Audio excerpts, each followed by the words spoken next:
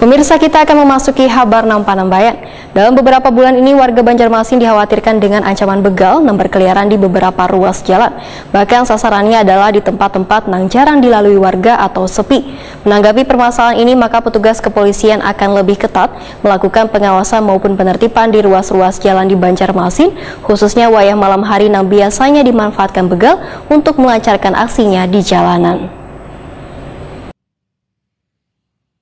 Dalam beberapa bulan ini, warga Banjarmasin dikhawatirkan dengan ancaman begal yang berkeliaran di beberapa ruas jalan. Bahkan sasarannya adalah di tempat-tempat yang jarang dilalui warga atau sepi. Menanggapi permasalahan ini, Kapolresta Banjarmasin Kombes Polisi Sabana Atmojo Marto Sumito Wetakuni Prima TV Baisukan Selasa 15 November 2022 memadahkan belajar dari kejadian beberapa hari lalu, maka petugas kepolisian akan lebih ketat melakukan pengawasan maupun penertiban di ruas-ruas jalan di Banjarmasin, khususnya wayah malam hari yang biasanya dimanfaatkan begal untuk melancarkan aksinya di jalanan. Polresta Banjarmasin pun, ujar Sabana Atmojo Marto Sumito, telah membentuk tim khusus untuk melakukan survei lapangan. Tujuannya mengetahui waktu yang dilakukan pelaku untuk beraksi. Selain itu, petugas juga mengumpulkan informasi dari korban-korban yang mengalami insiden pembegalan.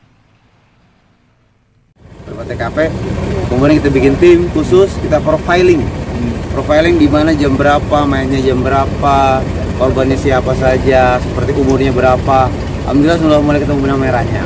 Yang kemarin kita tangkap banyak itu sudah, yang melakukan pembacokan di hidung, di utara, di barat, di selatan, ya, ada juga di daerah mana, Gatot Bulotro, ya.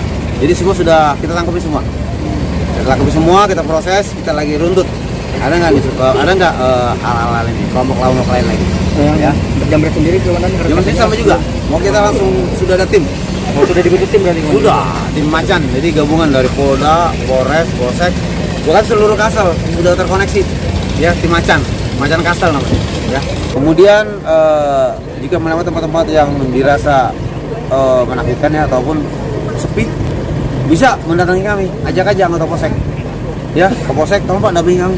Ayo. Siap berarti udah. Kami siap membantu ya sampai kapanpun, 24 jam. Enggak usah babin, siapa pun bisa. Kalau perlu saya pun bisa juga. Kalau Pak Kapolres bantu saya, ayo kita anterin.